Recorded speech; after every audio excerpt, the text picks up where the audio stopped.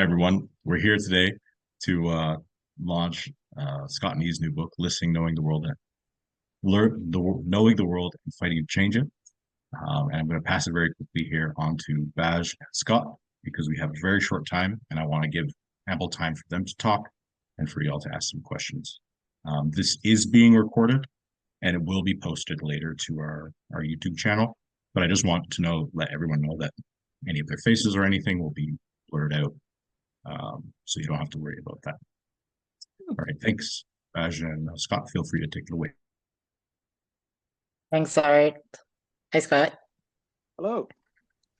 Um, hi everyone, and we're here to talk about Scott's fantastic new book. But first I want to say, Scott, how long has it been since we've talked in person? Probably a couple of years. I It's been a remember few you did. years anyway, yeah. Yeah, yeah. So, Scott's actually interviewed me at least twice. I remember two times that he's interviewed me, and so I have the immense pleasure of turning the tables maybe on him this time and interviewing him. Um, uh, so I'm glad all of you are here. I think the way it's going to go is that Scott and I are going to talk for 30, 40 minutes, and then we open it up to everybody else and their questions. Scott, does that sound reasonable? Is that what we planned on? Yep, sounds good. Yeah, great. So maybe we can just jump into it, Scott, unless there's anything else you want to say before we begin. Maybe just a few quick thank yous before we Sure, get going. sure, Thank go you to ahead. you for agreeing to be here in conversation with me this evening. Thank you to Art and Fernwood for hosting the event. Thank you to Fernwood for publishing the book. And of course, thank you to everyone else who is here as well. Great. Scott, I think the first thing I want to know, and I think many people will be curious about, especially if they know you from your media work, like if you could tell us a little bit about the journey that brought you to writing this book, like why has listening become so important to you and to the way you engaged in organizing work and movement work and political work, and what really is the impetus for this book, and why do you think you needed to bring it out into the world now? So I think a good place for me to start answering that is to talk a little bit about what the book is and what it isn't. So it's a book about listening and a book about social movements and a book about thinking those two things together, particularly like the subtitle says, when it comes to knowing the world and fighting to change the world. So it isn't, and this is in contrast to what most books about listening or popular books about listening are, and what I think a lot of people's minds leap to when they hear a title like Listen. It's not a self-help book. It's not a how-to, and the goal is not to help the reader become a better listener or a better organizer or anything like that. So I don't ground the book in any kinds of claims to doing any more listening than anybody else or being any better at listening than anybody else. That's sort of not where this book is coming from. What I do hope the book does is pushes readers to think about listening and movements and the various things that I cluster around that a bit more expansively, a bit more complexly, a bit more socially. And I think that that really is a reflection of where the project came from, that it came from, in some important ways, my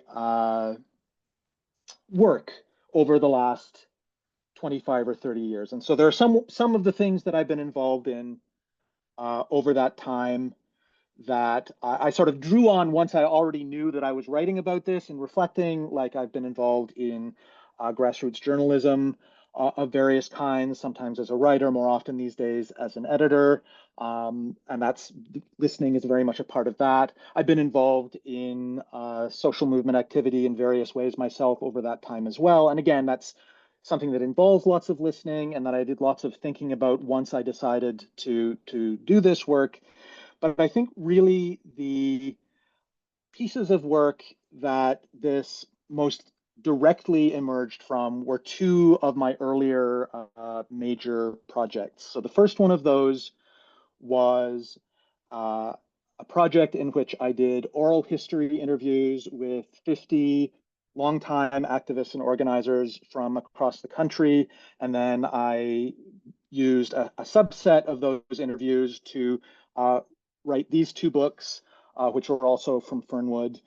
And in the process of doing that, I was first of all, working up the nerve to talk to all of these much more experienced people and ask them to tell me stories. And felt like I had to justify why I was making that request of them.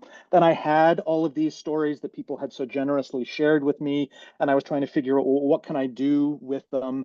And then in the process of doing that work, I just had to do lots and lots of thinking about what does it mean that people have shared these stories with me? What does it mean to deal with them well, like politically well, in terms of being accountable to them and to movements, but also to readers and to my own politics? And also, what does it mean to deal with them well in craft terms, in terms of writing? So at that point, I wouldn't necessarily have framed it using the word listening, but that was definitely what I was thinking about. And it was definitely the starting point of this process. So eventually I wrote those books and the books came out, and like literally a couple of weeks after I'd done the final launch event for those books, and I started working on the pilot episodes of Talking Radical Radio, which ended up being a project that I worked on for 10 years. It was a weekly half-hour radio show. It was broadcast on community stations, usually 6 or 8 or 10 or 12 in different parts of the country, and was available online in lots of different ways. And each episode was based on an in-depth interview with one or more people involved, again, in some kind of activism or organizing somewhere in the country. And again, all of these people were generously sharing stories with me, including you, Baj, a couple of times. And so I was doing a lot of thinking about what does it mean to be doing this well. And at this point, I was starting to think of it more under the banner of listening. Initially not with any thoughts about writing about it, though, because while I was working on Talking Radical Radio and doing all of these interviews over all of these years, I was also trying to write another book, not a different book than this one. And that was not a very successful process. I had to rethink it and restart it multiple times, and it still wasn't coming together.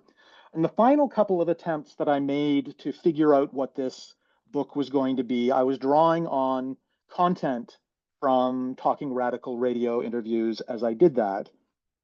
And that was better. It certainly gave me more to work with in trying to write this other book, but it still wasn't quite working.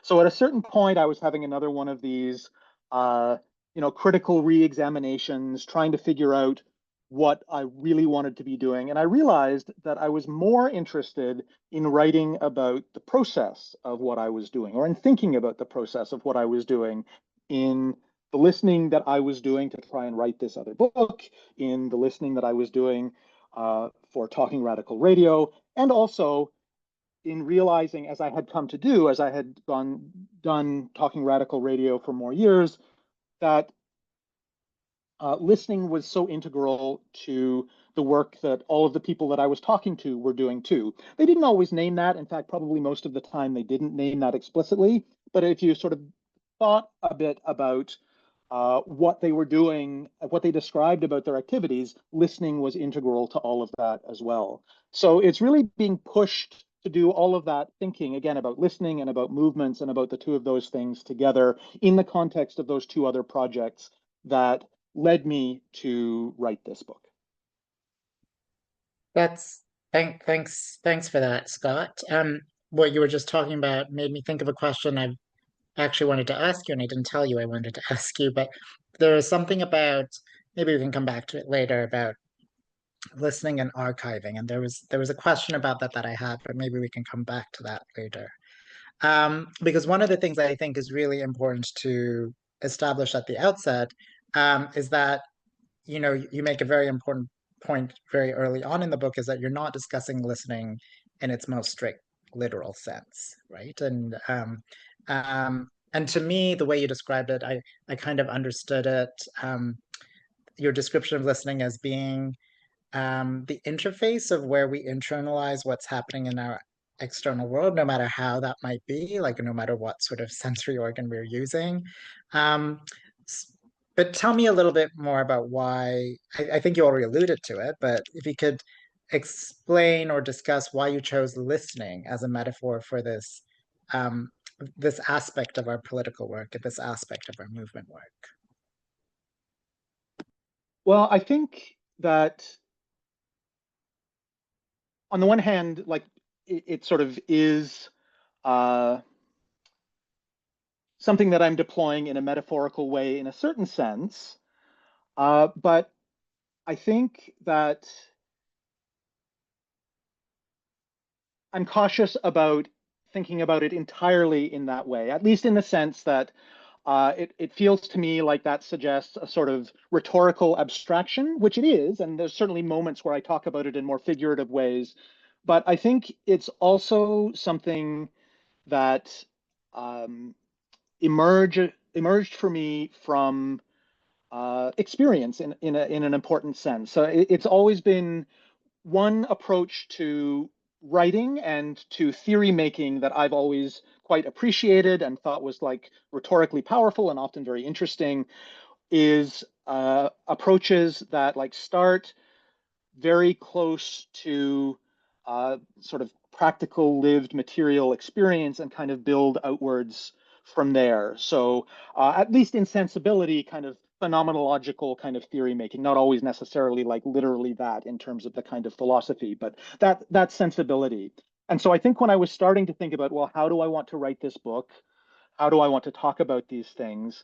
I was doing some of that. I was thinking, uh, so what, very like in a fine-grained way, what am I doing when I'm, sitting down to do one of these interviews or thinking about the other contexts in which listening and movements are like when I'm in a meeting and I'm listening to someone across the table speaking, like what exactly am I doing when I do that?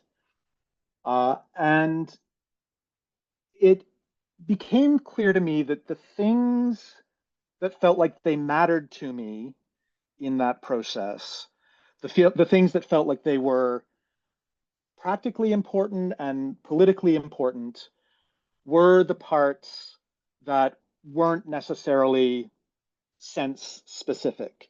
And there are, of course, ways that like the sensory specifics matter tremendously in some contexts in terms of access and the way that the world can be so disabling to people, lots of ways that the sensory specifics do matter. But in terms of the things that were kind of emerging that I wanted to talk about, it was the things that were true of hearing and sight and in different ways of the other senses as well. And so in thinking about that, applying that to how it's relevant to, grassroots political work, when you think of, for example, the central role that listening plays in terms of interpersonal engagement, for example, hearing is part of that. Vision is part of like all of the sensory elements are part of that. I also talk in the book about sort of the role that listening plays in terms of broader social organization.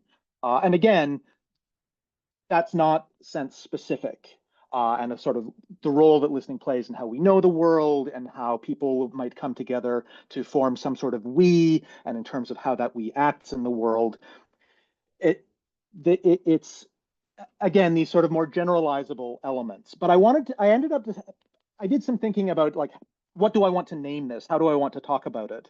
And I wanted to avoid something that was too awkward and coining a new word or phrase in the way that academic theorists so often do. And it really felt like listening captured the things about it that I wanted to capture. That there is this sense of like engagement with sensory experience, but listening to me, it has that sensory element, but also that element of responsiveness to it, which was so important to how I wanted to talk about it. And I think there's also, there are fragments, at least, in our colloquial use of listening that aren't always about hearing either, that can be more about that responsiveness than about any particular sense. So I think that's a little bit about why I organized the book around that way of talking about it.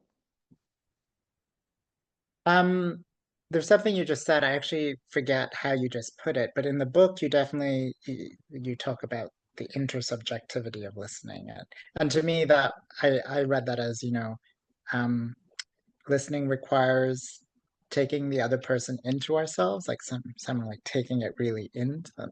And as someone trained in the biological sciences, that's how I actually think about it. It's like one of the senses that actually really needs to penetrate inside, and you need to absorb it. Um, but do you think, and you kind of broach this um, later in the book, but do you think that if it's done well, that there's something inherently transformational about listening as an ethos and a practice, both for individuals and for communities? So I'm wary of claims about listening being inherently transformational. Um, I think that, I mean, even from the way that I open the book, I talk about an instance, and this was listening to an interview I'd done for Talking Radical Radio, but before I had any idea I was going to write a book like this, I had this moment that I describe in the book as an inadequate epiphany of where I was listening to one of these interviews and I had this moment of, oh, how would the world be different if we were able to listen truly and deeply to our neighbors and people across town and people around the world, and wouldn't that be wonderful? And then, of course, very very quickly, I realized no, that's not how any of this works at all, and that it's not just a matter of what's in individual minds and hearts that we need to worry about. It's social organization and power and benefit and things like that. But there was still something from that that stuck with me about how even if listening isn't intrinsically and exclusively an avenue to lead to these kinds of transformation. And you can definitely find books and articles and so on out there that do talk about listening in that way. Um, but I just don't think that that's the case. Uh, but there is still something to it. And in reflecting a little bit on, where that comes from and what there is, even if it isn't as complete and powerful an element of listening as is sometimes gets talked about. I mean, there are a couple of things that I came up with. Um, so one of the points that I make in the book, and so I try to push back against some like common assumptions about what listening is, and to at least make them more complex. And so one of those is this idea that listening is only and always a good thing.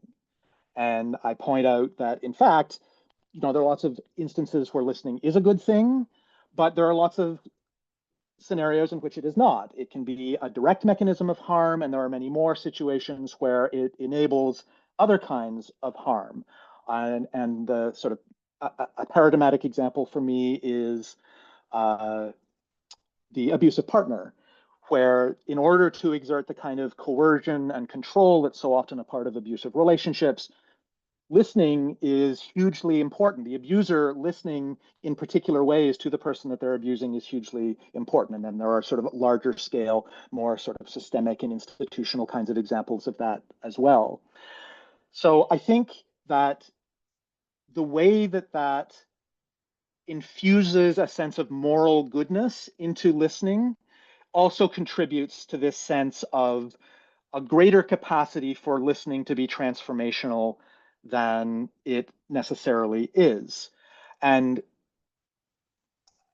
so one of the contexts that I think about in thinking about kind of the limits of listening as transformational is thinking back to the racial justice uprising of 2020, and particularly the way that lots of people who were not necessarily directly engaged on the ground, but who were primarily relating to it through the filter of social media, seem to be engaging with this moment.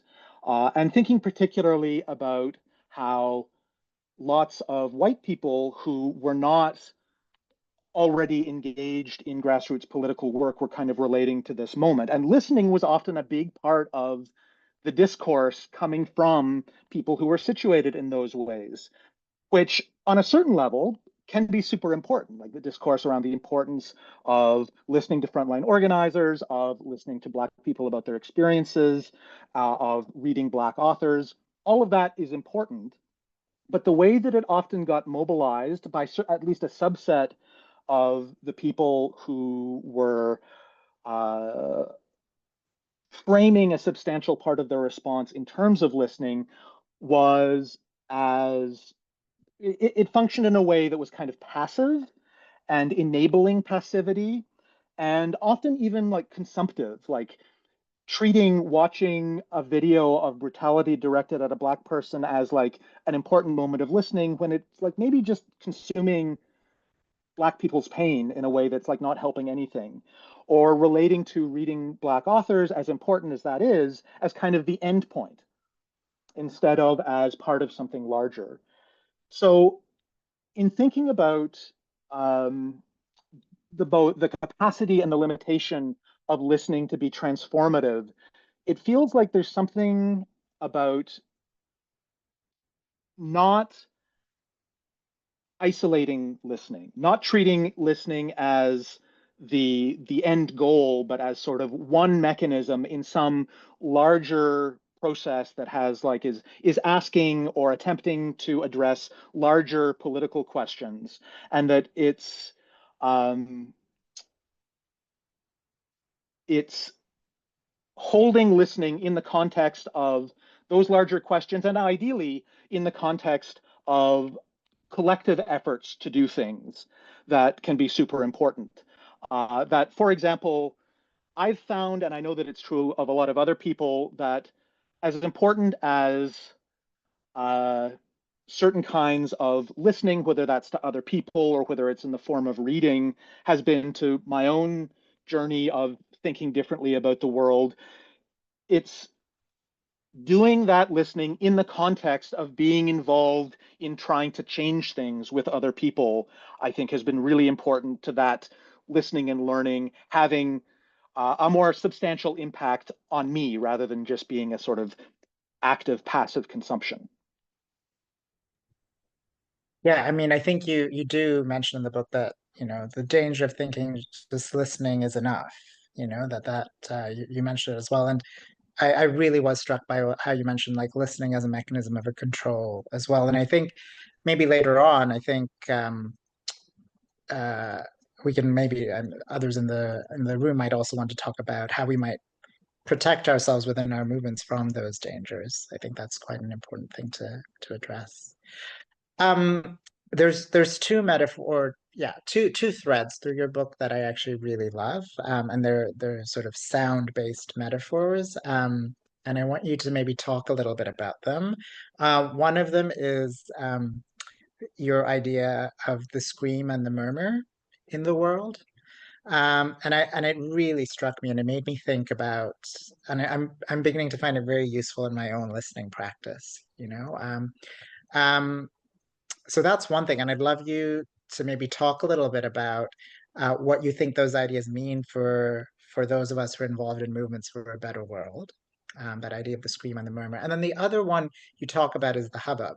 You know, um, and that made me think about the importance of discernment as a part of listening, of trying to evaluate what it is around you, and how you sort through the noise.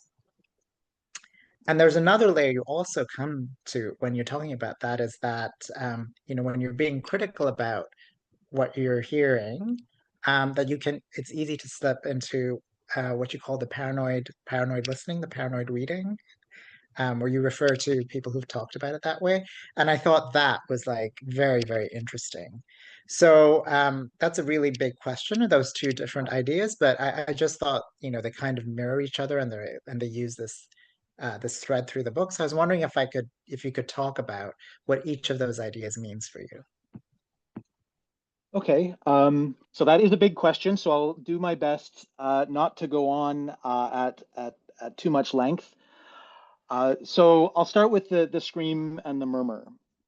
So uh, that originally started with just the idea of the scream, and that comes from a writer named John Holloway, who writes about the scream as a kind of starting point for uh, knowing the world and struggling to change the world, in the sense of, we have this like visceral rejection of a world that harms us, and we don't necessarily know what we want the world to be instead. We don't necessarily know how it's going to happen, but there's just like this moment of refusal and rejection of this world that is harming us. And I sort of saw some potential in that figure for what I was doing, again, because it's sort of a sensory image. And I was thinking about, well, so for Holloway, it's thinking about sort of your own scream as a starting point, but we also, like, the people around us are also experiencing these screams. So it's uh, um, there's a potential for something there. And one of the ways that it became increasingly clear that it would be useful is that that's if we know what we are listening and looking and sensing for, that's something that is like, it shows up in the world. It's not just a figure. That there are ways in which that refusal manifests. And it felt like that was politically important as a thing to name, because he is someone who has worked very much with the Zapatistas in the indigenous uprising in southern Mexico. And there's a Zapatista slogan that's something like, "We are ordinary, therefore rebels." And the idea of the scream gets at the idea that like, it's not some exceptional thing, that it's like a something that's all around us, that's pervasive in our lives and the lives of the people around us, and it's something that we can like notice if we're paying attention to the world. But I've always had, as much as I like the figure of the scream and think that it can help us think important things about the world, there's a way in which its fixation on those kinds of moments of overt refusal and rebellion can easily be taken up in a way that feeds into a tendency that I think already exists in a lot of grassroots political spaces, to um, value uh, engagement in certain kinds of resistance in a way that kind of negates or devalues just getting through everyday life. And that I wanted to find a way to bring that in as well, and to not sort of risk feeding into kind of cult of the militant kind of thinking. Uh, and the murmur felt like a way to do that. It's like this sort of uh, the ordinary sounds of life, still in the face of a violent and oppressive world, not necessarily like the overt rejection of that, of the scream, but just kind of getting on with life. So one of the ways that I talk about the scream is as a kind of assertion of dignity in the face of its denial by this violent and oppressive world that we move through. And whereas the murmur is more like the assertion of dignity despite its denial. So both are important, and they're not like mutually exclusive or like this polar binary or anything like that, but they get at kind of different moments of what it means to be living in this world and trying to survive it and trying to resist it. Um, and I thought it was um, useful to bring them in to sort of do those two pieces of political work. But it was also a way to, I mean, I won't try to follow all the steps of the argument along the way, but sort of where I end up is relating to them and to like paying attention to them in the world around us as being profoundly politically orienting. That, uh, you know, we're never going to know all the things we want to know from listening to the world. We're probably going to end up doing some of that listening in harmful ways, despite the care that we might take at an individual level to do it. But one thing that we can usefully do is keep our listening focused on the murmur and the scream as they happen around us, and the way that they kind of implicitly call for justice and collective liberation as a way to keep us oriented, even as we're struggling to navigate with the other aspects of listening and knowing the world and intervening to change it. So that's a little bit about the kind of the scream and the murmur. So in terms of hubbub and the discernment, there's a lot that I could say about this, because there's like the specific section that you are alluding to in your question, but there are also like other parts of the book as well that are to an extent doing the same thing. Like it's the knowing the world side of the subtitle. Some of that is descriptive and talking about like what are we actually doing when we try to know things about the world, but some of it is in one way or another ideas about how we can do that better. And I think I won't try to cover everything that I said, but a couple of the key things from the earlier part of the book where I talk about that. So one of the things that I try to do that's maybe a little bit different in this book than in a lot of nonfiction generally, or social justice oriented, liberation oriented nonfiction in particular, is often what happens is the author has their own account of the world and they present it as like this complete thing and offer it to the reader to be like, okay, here, you can take it or you can leave it, and that's it. But what I wanted to do is to approach it through the lens of the actual experience of listening, where when we're trying to know things about the world, we're always in the middle of the world. We're always like, it's never complete. The process of listening is always like we get some bits and we don't get others, or we're able to take some bits in and not others. And there's sort of, even when we take ideas up, they're relevant to some parts of our lives, but not to other parts of our lives. So when I was talking about uh, ways in which we can know the world and know it better, I wanted to do that like with this recognition that we're doing it in the middle of it and it's all very confusing and partial and messy. So that was one important element of starting to do that. And so a couple of the things that I suggest are, for example, the importance of attention. That because we're already doing it from the middle of it, like we already have practices, all of us, for learning things about the world, for like, we've read something or we've seen something and we have to respond to it. We have to make a decision about, do we take it up?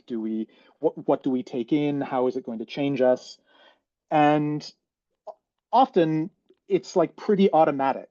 We just, to get through our day, we have these like scripts and schemas that we use to respond quickly to all of the information that the world throws at us, all of the sensory experience that the world throws at us, and be able to like make meaning from it and know what we're going to do in our day. And so I think an important early step in figuring out how to be discerning in the context of the hubbub is to pay attention to how we're already doing it and to learn more about why I responded this way and not that way in this moment, and to see how other people are doing it too. So that's one element, would be paying attention.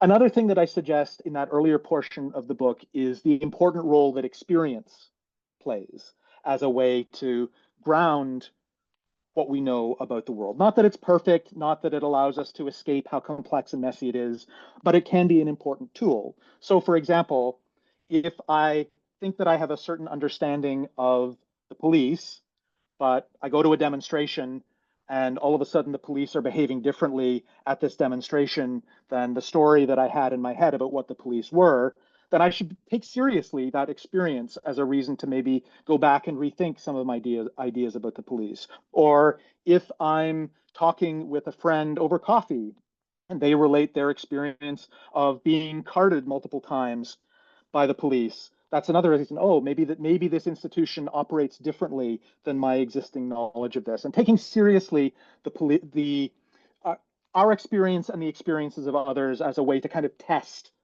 what we know about the world. Thanks for that, So, Scott. Go ahead. so I could also talk a little bit more about um, the paranoid reading if you wanted to, or we could move on to. Well, I think let's Okay. move on because I think we should be opening up the questions shortly. I'm just going to maybe ask one last question from me, and then we can have a bigger conversation with other people because time is ticking.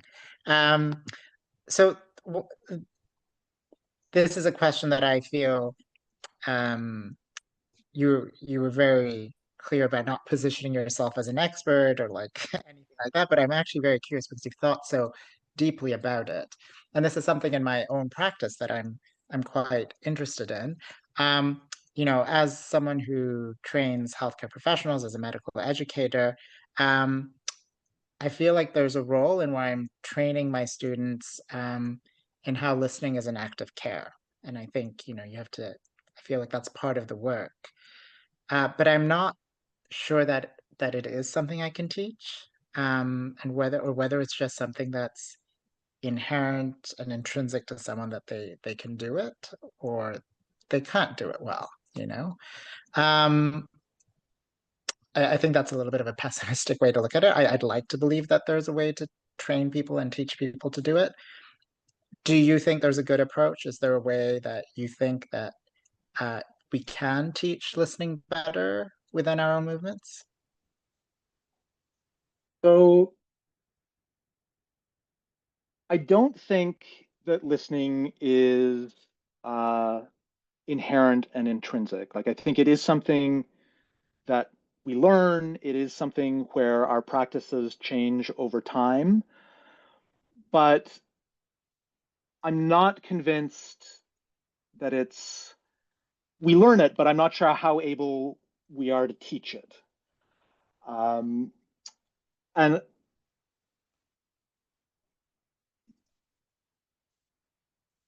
so one of the ways that I talk about listening practice, so I don't really talk about teaching listening practices in the book, but I do talk about learning them a little bit. And one of the points that I make is that yes, they change, yes, we learn, but they do so slowly and they're often very, very embodied kinds of practices. So we're not just like changing ideas in our heads, but like changing how our bodies respond to things and changing how we react to our body's responses to things. So it's a very like deep down kind of thing. So even when you are someone who is like very focused on your own, like trying to listen better, uh, there it's a slow and iterative and incremental kind of process. Additionally, I also argue that some aspects of that, at least, are it's a mistake to see them as a purely individual thing. Like a lot of these uh, barriers to listening effectively and justly aren't just about individual incapacity, they're sort of socially organized and socially produced. And that trying to transcend all of that on an individual basis is, like not to say that we shouldn't do the work that we can do, but we should also be realistic about what individual effort is going to be able to do in the face of these sort of socially organized, socially produced barriers to effective listening. So that is also fairly pessimistic, just pessimistic in more words, I think, than your version. And I think in terms of how to approach teaching listening in movement contexts, I think a lot of how you would answer would depend a lot on your broader thoughts about pedagogy. Um, I think that one useful thing is just modeling it, that can be actually fairly powerful because listening that is done well, whether that is in the context of more organized settings, like in meetings, like when it's, a meeting is being run by someone who is really good at that and like is really able to listen to what's happening around the table, both the spoken and the unspoken, like that can be really powerful and inspiring. And so that example can be part of like inspiring other people to develop those capacities as well. I think there can also be an element of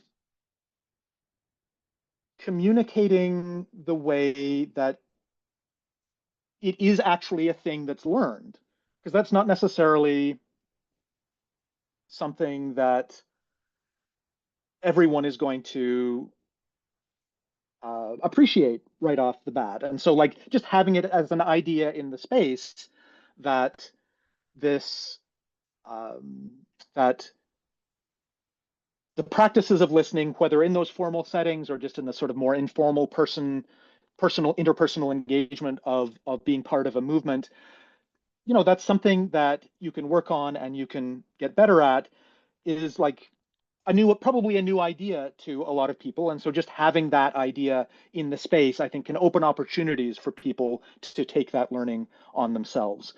As for more like overt and direct kinds of ways to teach listening, I'm not sure.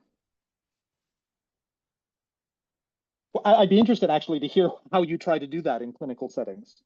Maybe a conversation for another moment, but Yeah, yeah, yeah. It is actually quite interesting, and there are specific things I think we're kind of trained to lean on in these situations. But yeah, definitely something that I sometimes think is applicable to our movement settings as well. I'm going to invite people to maybe come off camera and if they would like, and then or start to maybe just pose their questions, raise their hands, um, write in the chat if there's any questions or comments or thoughts that they'd like to share.